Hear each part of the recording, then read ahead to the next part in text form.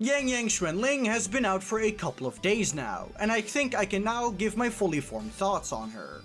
Starting with her performance in Tower, then her performance in Whimpering Wastes, and then her value in Matrix, and finally I'm gonna go past the points I made in my pros and cons video to see if I was right about her or not. Starting of course with her performance in Tower. Now first I want to make a bit of a disclaimer, being that this Tower of Adversity has been one of the worst experiences I've had playing Tower during the duration of this game, and I seriously hope that the next Tower of Adversity is not going to be this bad. Additionally, Yangyang Xuanling does not have access to her best team yet, because Sui is going to be replacing one of the characters within Yangyang Xuanling's team to get better performance. And her best team is going to end up looking like Chisa and Sui when she comes out. And while the numbers themselves aren't exactly showing it, I believe Yangyang Xuanling to be a very strong character. Even when my echoes were not up to my standards and her abilities were not leveled up to my standards either, Yangyang Xuanling was still able to fully complete this tower, which again, I find to be particularly good, mainly because this tower is just horrible. There's also almost no shield for her other than the 15% resistance increase being ignored thanks to the fact that I have negative status on this team. But outside of that, literally almost every effect is only going to be good for a Hiyuki team. So Yangyang, while not in her best team, and getting almost no shield buffs, and also being underbuilt, was already clearing one of the worst towers we've had in history. So when it comes to her performance, I think she's doing fine. I don't have very many things to note about this character, mainly because she just feels incredibly smooth.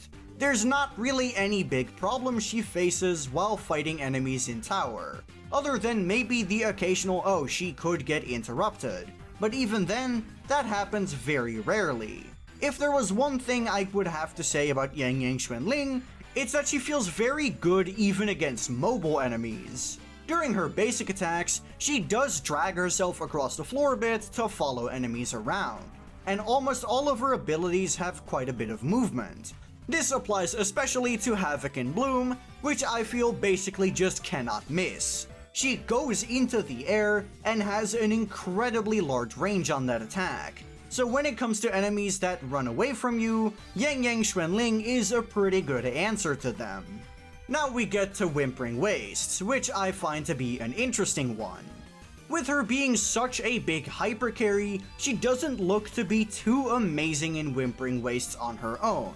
However, she just so happens to be a Havoc heavy attack DPS, and you know what that means. That means she gets to take full advantage of Thundah, who is still, to this day, one of the best characters to use in Whimpering Wastes. So technically, she gets to piggyback off of Thundah's success.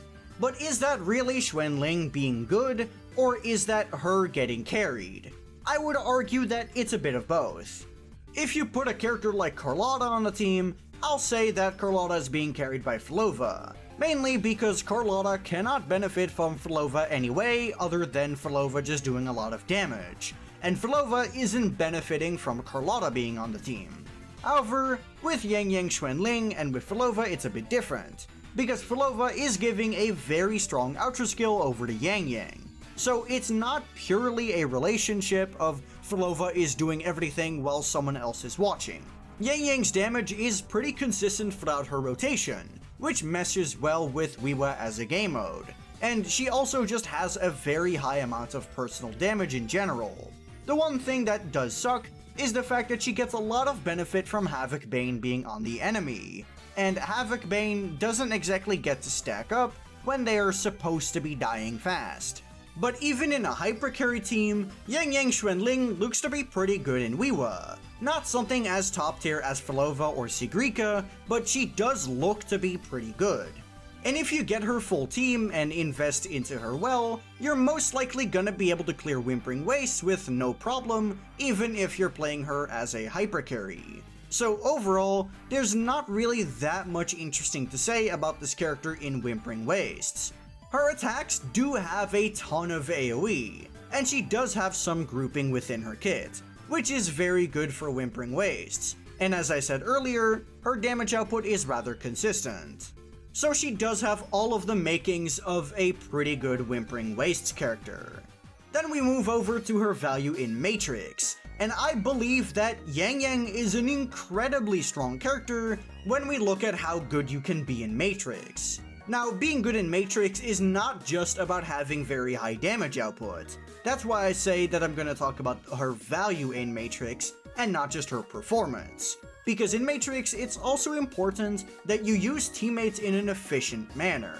Now, I will say that Yangyang Xuanling does have a bit of an issue with this, but that only really comes up when you want to play premium teams only, being the fact that she wants to use Chisa and Sui.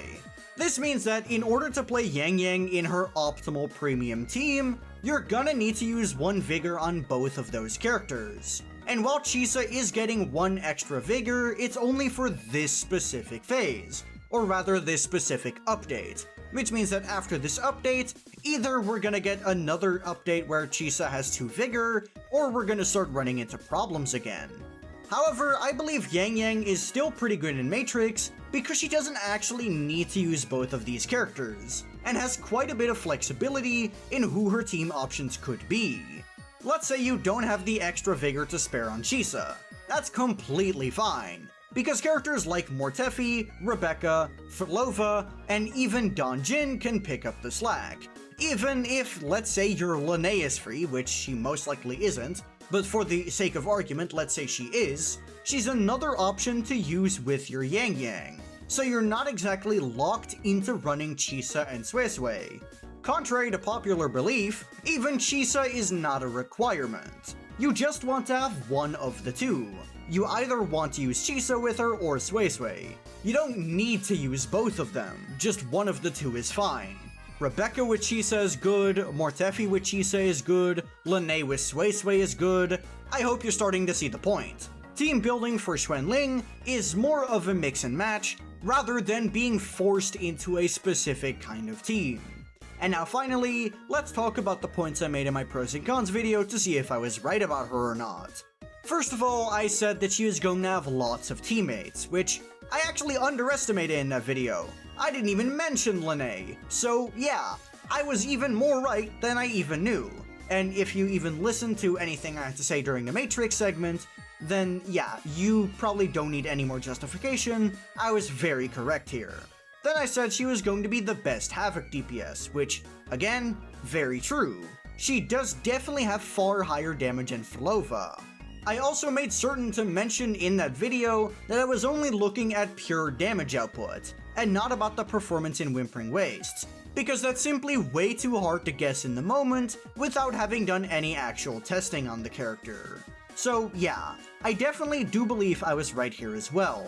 Then I said she was going to be good for Whimpering Wastes, which, again, I do think she's good. Not some kind of crazy power creep or anything, but I do think she's good in the game mode. Definitely gets to piggyback a lot off of Flova, but even as a hyper carry, she can do her job. Then as for the negatives, I said she takes both Chisa and Sui in her premium team. And again, I did make sure to specify that this was only if you had her premium team.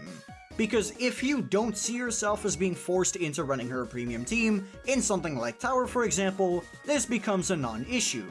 However, if you want to run her in her premium team, but you also want to play your Hiyuki Lucilla team, or your I'm with Fusion Burst team, then you might start running into a problem in Tower. But like I said in the video, it's a bit of a nitpick. And then I also said that she's not capable of dealing any negative status damage. Now, I mentioned that this was relevant because certain types of shield require you to actually deal negative status damage in order to actually fulfill the condition for the shield.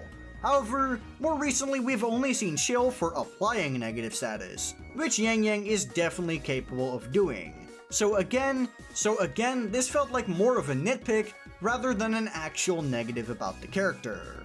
But those are just my opinions. Let me know what you think down in the comments below. And while you're down there, be sure to like the video and subscribe to the channel. If you have any questions, be sure to join my Discord, which is linked in the description down below. But that'll be all from me. Peace.